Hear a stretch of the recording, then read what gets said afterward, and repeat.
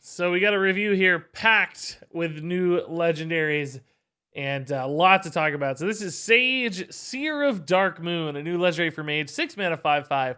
Battlecry, draw 1 card, and then it's upgraded for each friendly secret that has triggered this game. So 1 secret triggered gets you 2 cards drawn, 2 gets you 3, etc. By the time you get to turn 6, I can imagine a deck that's playing a lot of secrets easily drawing 3, 4, maybe even 5+ cards off of something like Sage, because you're probably going to play 2 to 3 secrets easily. Getting beyond that's even possible. And then, of course, if you draw this later in the game, you could use this to refill your entire hand in some cases, right? Getting 6, 7 secrets, drawing something like 7, 8 cards. That would be pretty nuts for a 6 mana play with Sage.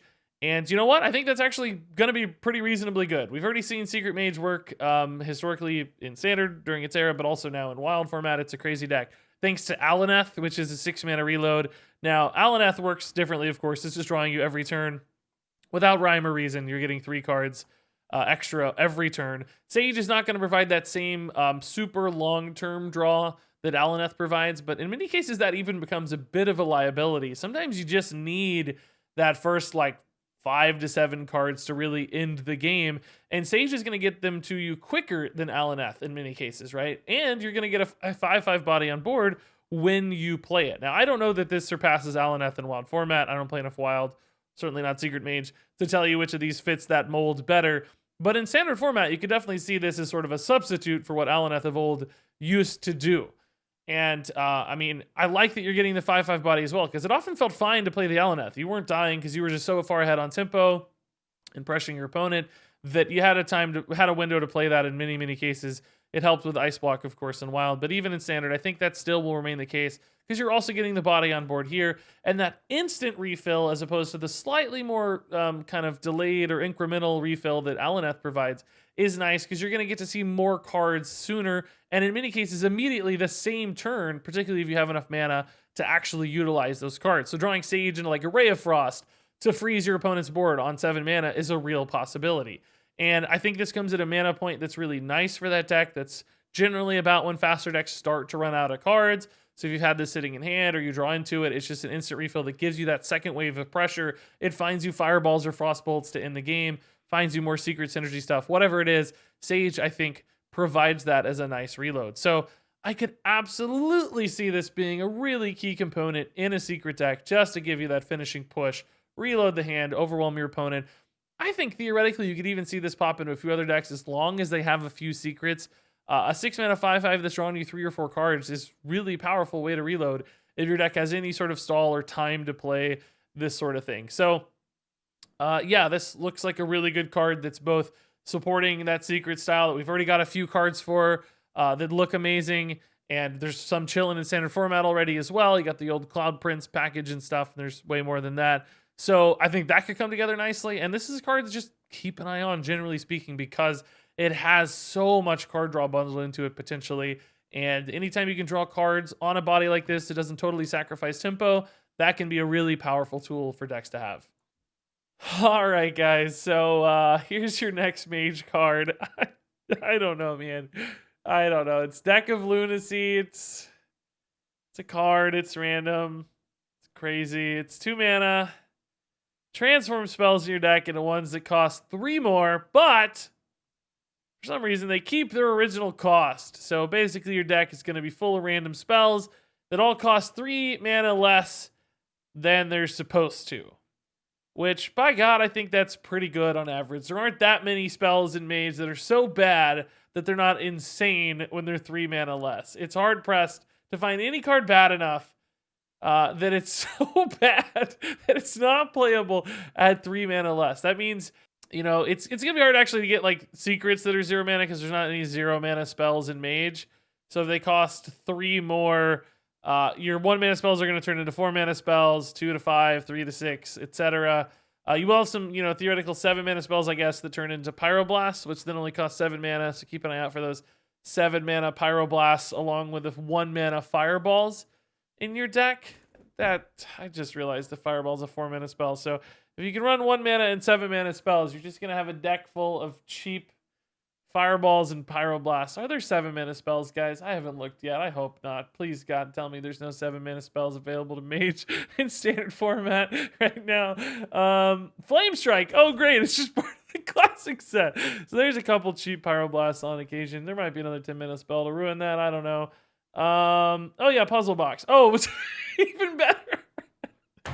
It's just 7-mana puzzle boxes. Oh, thank God for that. So you just play a bunch of 1-mana spells, a bunch of 7-mana spells, you just kill your opponent. It's that easy. Now, that said, realistically, I'm memeing a lot here, but this has the same issue with the other deck of Madness card we saw, or deck of Chaos card, for Warlock, where you'd have to draw this. If you're just running a bunch of garbage 1-mana spells, your deck may not thrive that much if you're just playing for the deck of Lunacy, because you have to draw the deck of Lunacy to make this happen. But that said, the cool thing is, Tempo Mage likes to do that anyway. They're already running a bunch of cheap spells that turn into cool stuff. They're already running a lot of spells, so you may not really have to like ruin your deck much to make this work. Whereas like deck of Chaos, you have to run specific sorts of minions to realize the right kinds of discounts. With this one, you probably just play a normal deck and toss this in, and it's sort of a bailout card where it's like, okay, my primary game plan didn't come together. I'm just going to play this and hope that it saves me. And maybe that's in a Spell Mage deck. Maybe that's in just a Tempo Mage deck as we see it today. But I think a lot of Mage decks play really nicely into this world. And there are, I'm sure, some great breakpoints if you look really carefully at Mage. I don't have time to do the full analysis right now. But I'm sure if you think about, like, I want to get powerful 8-mana cards because I love 5-mana Power of Creations, right? And that's like your breakpoint you're looking to solve. And like Deep Freeze is in there as well at 8 mana. So maybe like 5-mana cards are great with Deck of Lunacy because they contribute to that. And when you've got 5-mana spells, you've got Apexis Blast and Rolling Fireball, both fine spells on their own accord, particularly in a Spell Mage deck that might naturally be inclined to do this. So turning your already good Rolling Fireballs and Apexis Blast into 5-mana Power of Creations and Deep Freezes, right? That's the sort of thing that's possible with a card like this. And I'm sure you can concoct deck lists that just do a lot of great things like that. So I think this card, it's absolutely a meme, but frankly, it seems to have a lot of competitive viability as well, which I'm going to let you guys say whether you think that's good for the game or not. I'll let you decide. You weigh in on the Deck of Lunacy. I'm just going to say I think it's a good card. Our next legendary here is Tinwu of the Red Smoke for Rogue, a 2-mana 3/2 with a battle cry. Return a friendly minion to your hand.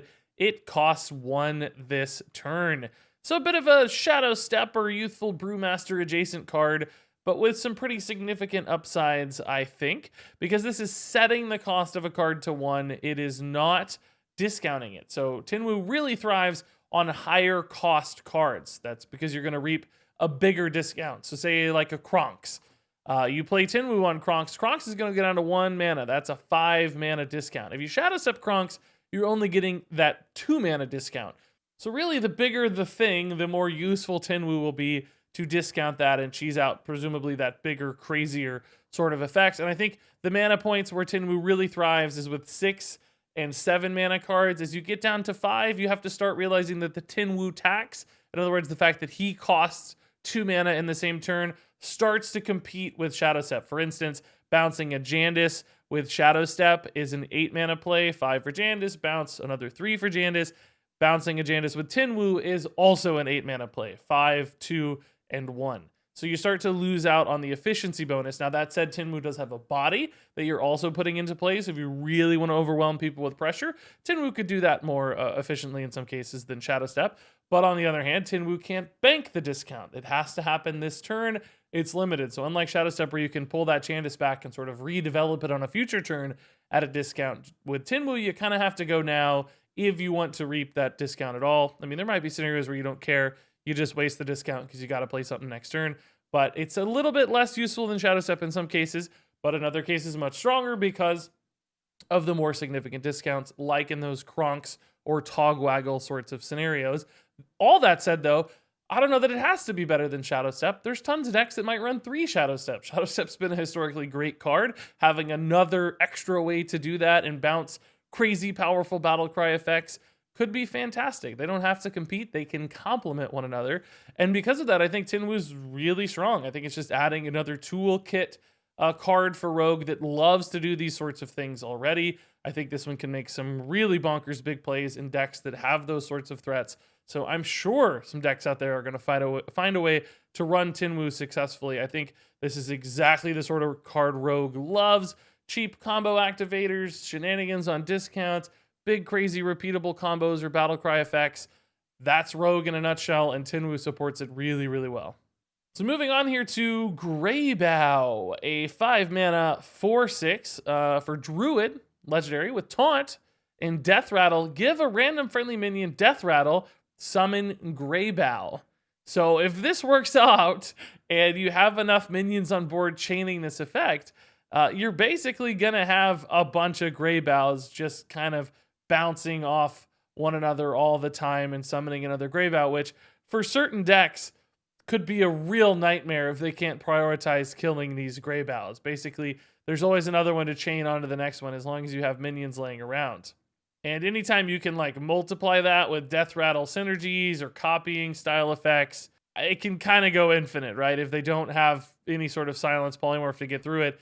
Anytime you have that kind of effect, it's scary. I think it's got potential. That said, I'm not sure Greybau is going to be great because I'm trying to figure out a context for this deck, right? If you look at this one, you say, oh, okay, it's a mid-rangey taunt card. It's got a lot of defensive utility because it's a taunt card. Maybe that goes in a slower, more control-y, grindy deck. And Druid has been able to do that successfully, certainly in the past. But the challenge there is that those decks don't often have a lot of extra minions laying around. So there are going to be many instances where Greybau would be the only thing you have on board. You play him down, he's dead, you've wasted that effect. Or you have to hold him until you have something else. And then you're still kind of leaving it up to your opponent to dictate which order those things die in. So they can just clear the other minion with some kind of spell and then hit the Greybau, right? Because it's not only minion trades in Hearthstone these days. There are all kinds of removal effects. You're just going to I-beam that 2/2 and then clear your Greybau, and it will never have that extra minion to bounce onto. So what that means is you're left with a token Druid to support this, where you're very likely to have a wide board of minions. You got 4 or 5 things on board, and you're hoping that your opponent can't deal with all of those things on board before killing your Greybau. Maybe they don't have 3 I-beams to kill all of your 2/2 treants, so they have to kill the Greybau and then deal with what's left.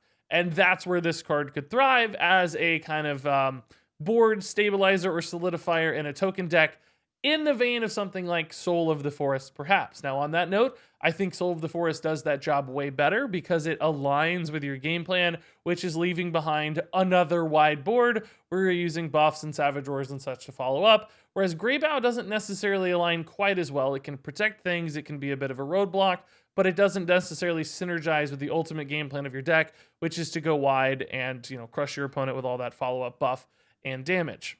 So the moral of that story is that when I look at this, it always feels like it doesn't quite exactly fit the game plan or the structure of the given deck that might run it. It does something big and crazy, but I'm trying to figure out exactly where it lives.